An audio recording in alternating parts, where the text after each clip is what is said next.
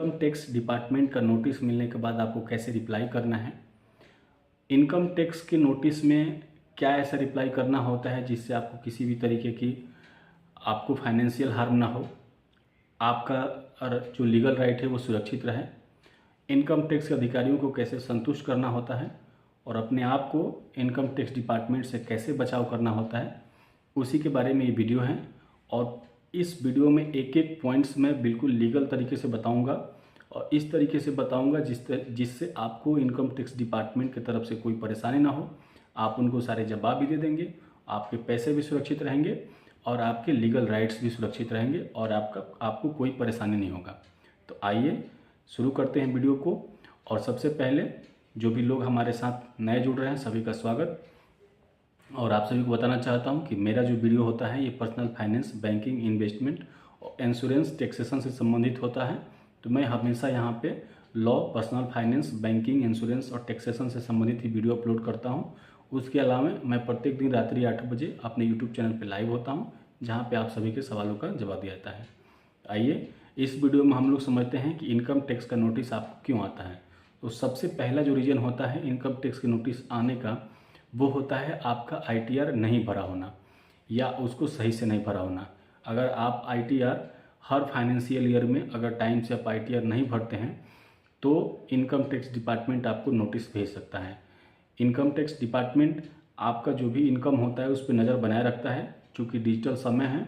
और जो भी आपके सोर्सेज हैं, चाहे आपका सैलरी हो, चाहे आपका बिजनेस हो, कंसल्टेंसी हो, कमीशन हो या हाउस रेंटल हो या किसी भी तरीके का क्रिप्टो में, शेयर में या गोल्ड कॉइन में इन्वेस्टमेंट हो, जहाँ से भी आपको इनकम आ रहा है, हमारे देश में टैक्स व्यवस्था है, टैक्सेशन कटता है।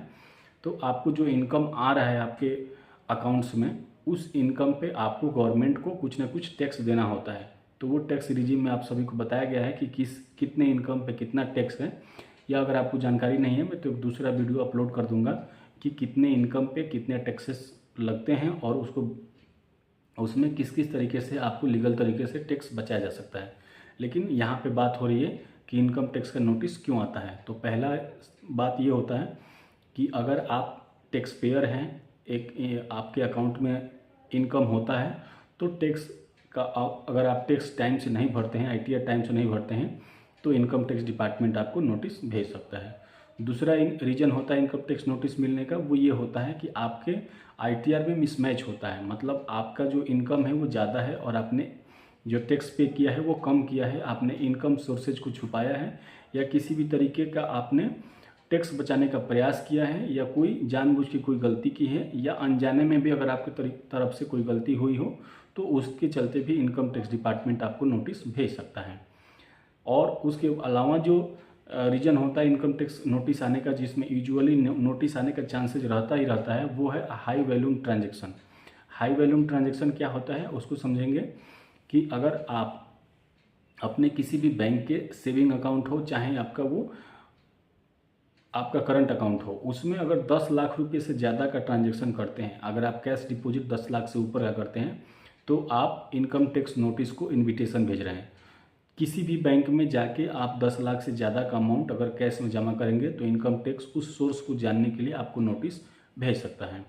इसके अलावा जो 1 लाख से ऊपर अगर आप अपने क्रेडिट कार्ड का पेमेंट करते हैं, वो अमाउंट 1 लाख रुपये हुआ और उसको आपने पे किया है बाई कैश, तो भी इनकम टैक्स डिपार्टमेंट आपसे कॉल करके आपको चिट्ठी भेज के, नोटिस भेज के आपसे कारण पूछ सकता है कि क्या ऐसा रीज़न था कि आपने अपने क्रेडिट कार्ड का जो लिमिट भरा है या आपने पेमेंट किया है वो 1 लाख से ऊपर कैश में किया है। तो ये जानना बहुत ज़रूरी होता है।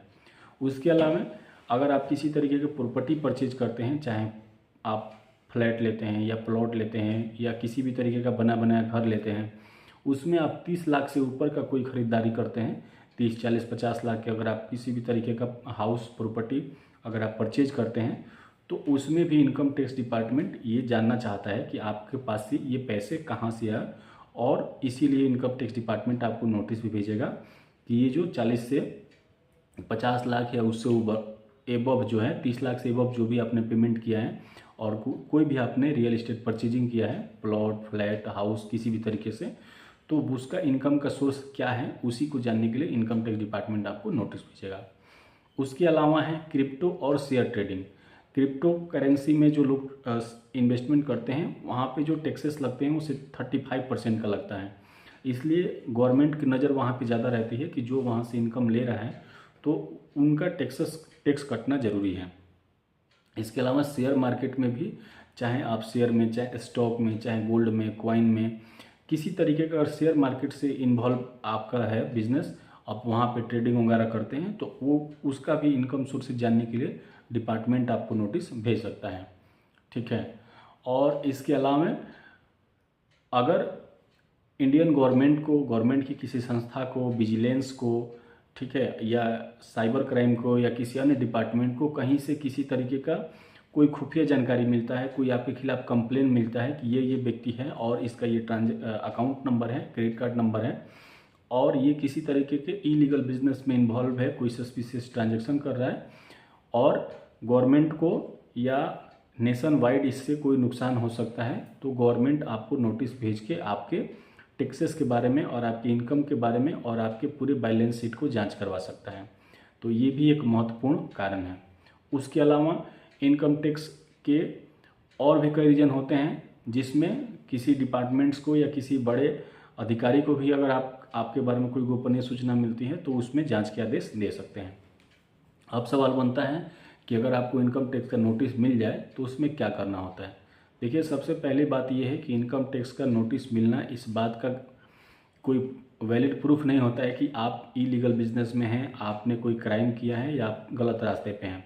इनकम टैक्स नोटिस का सिंपल मतलब है कि कुछ आपके बैंक से, कुछ आपके अकाउंट से इस तरीके का ट्रांजैक्शन हुआ है जो सस्पिशियस हैं और उसका सेटिस्फैक्ट्री आंसर नहीं मिल पा रहा है, कहीं आपके ट्रांजैक्शन में कुछ मिसमैच हुआ है और उसी को वेरीफाई करने के लिए डिपार्टमेंट आपसे कारण जानना चाहते हैं। तो इसलिए पहली बात ये कि आपको बिल्कुल पैनिक नहीं होना है। आपके जितने भी जो लेटर है उसको ठीक से पढ़ना है। उसके बाद से ITR डिपार्टमेंट के वेबसाइट पे जाके आपकी जो लॉगिन ईमेल आईडी है, मोबाइल नंबर है, उसको डाल के अपने ITR को ठीक से वेरीफाई करना है। उसके बाद आपको अपने डॉक्यूमेंट्स को कलेक्ट करना है। जो भी आपके डॉक्यूमेंट्स से ITR से संबंधित उसको कलेक्ट कर लेना है और आपके जो CA हैं, जो आपके चार्टर्ड अकाउंटेंट्स हैं, उनसे मिल के इस चीज़ को दिखाना है कि मेरा इस तरीके से नोटिस आया हुआ है और ये मेरे पेपर हैं। उसके बाद जो आपने ITR भरा है, ITR का भी आपको कॉपी चाहिए और फॉर्म 26AS होता है, उसकी भी जो हार्ड कॉपी होनी चाहिए आपके पास होनी चाहिए। आप अगर नंबर वगैरह है तो CA अकाउंटेंट आसानी से उसको निकाल लेते हैं। इसके अलावा बैंक के स्टेटमेंट्स आपको कैरी करना होता है। इन्वेस्टमेंट का प्रूफ भी आपको दिखाना होगा, जैसे आपने क्रिप्टो में इन्वेस्ट किया है, शेयर मार्केट में किया है, स्टॉक मार्केट में किया है, गोल्ड में किया है, सिल्वर में किया है, जहाँ भी आपने इन्वेस्टमेंट किया है तो उसका एक प्रूफ होना आपके पास ज़रूरी है कि आपने शेयर में या क्रिप्टो में इन्वेस्ट किया है तो उसी से आपको ये इनकम मिली है, तो वो प्रूफ आपको देने होते हैं। उसके अलावा प्रॉपर्टी के डॉक्यूमेंट्स, जो भी प्रॉपर्टी आपने परचेज की है, जहाँ से भी परचेज की है, तो उसका सेल डीड आपको लेना होगा। अगर आपने बिल्डर से लिया है तो बिल्डर आपको पोजेसन लेटर भी देगा, ऑफर लेटर भी देगा और जो आपने उस फ्लैट के लिए, प्लॉट के लिए जो आपने पेमेंट किया है उसकी पेमेंट स्लिप भी आपको दिखानी होगी। इतने सारे अगर आप डॉक्यूमेंट्स कलेक्ट कर लेते हैं तो आपको, मुझे नहीं लगता कि कोई परेशानी होगी। और इसके बाद भी अगर आपको कोई परेशानी आती है तो आप हमारे जैसे कोई भी टैक्स के मामलों में प्रैक्टिसिंग करने वाले एडवोकेट से कोऑर्डिनेट कर सकते हैं, संपर्क कर सकते हैं और उनसे संपर्क करके आप ITR का जो नोटिस होता है, इनकम टैक्स डिपार्टमेंट का जो नोटिस आपको मिला हुआ है उसको दिखा सकते हैं। जो आपके अधिवक्ता होंगे वो इस टैक्स को, जो नोटिस आया हुआ है, उसको स्टडी करके और आपके बैलेंस शीट से मिलान करके और आपके बिहाफ पे वो इसका रिप्लाई फाइल कर देंगे। रिप्लाई फाइल करने में भी आपको जल्दीबाजी नहीं करना होता है। नोटिस जब आपको मिलता है तब उस नोटिस मिलने के दिन से आपको 15 दिन का टाइम रहता है। उसमें आप ठीक से वेरीफाई होके, आप आश्वस्त होके और अपने विद्वान अधिवक्ता के द्वारा उसको ठीक से वेरीफाई करके अपने बैलेंस शीट को, इन्वेस्टमेंट के जो पेपर हैं उनको और आपकी जो सेल डीड, परचेज डीड है प्रॉपर्टी की उसकी, और ITR से लेके आपके अकाउंट के जो स्टेटमेंट है, बैलेंस शीट है, उस सबको लेके आपके अधिवक्ता, आपके एडवोकेट्स उसका रिप्लाई फाइल कर देंगे और ITR डिपार्टमेंट की तरफ से आपको क्लियरेंस मिल जाएगा। तो आई होप कि इनकम टैक्स डिपार्टमेंट से मिलने वाले नोटिस के बारे में आप कंफर्म हो गए होंगे और आगे से आप अगर आपको इनकम टैक्स की नोटिस भी आती है तो आप किसी भी तरीके से पैनिक या परेशान नहीं होंगे। तो इस वीडियो में इतना ही। आप सभी ने वीडियो को लास्ट तक देखा, इसके लिए बहुत बहुत धन्यवाद। मिलते हैं एक बार नए वीडियो में, तब तक के लिए जय हिंद। और एक और नोटिफिकेशन आपको देना चाहता हूँ कि मैं प्रत्येक दिन रात्रि 8 बजे लाइव होता हूँ अपने इस यूट्यूब चैनल पे। तो वहाँ पे हम लोग रियल इस्टेट से लेके और personal finance, banking, insurance, home loan, housing और लॉ से संबंधित टॉपिक पे डिस्कशन करते हैं। आप चाहें तो हमारे साथ ज्वाइन करके और अपने सवालों को पूछ सकते हैं। मैं उसका सेटिस्फैक्ट्री और वैलिड आंसर देने का प्रयास करूँगा। धन्यवाद।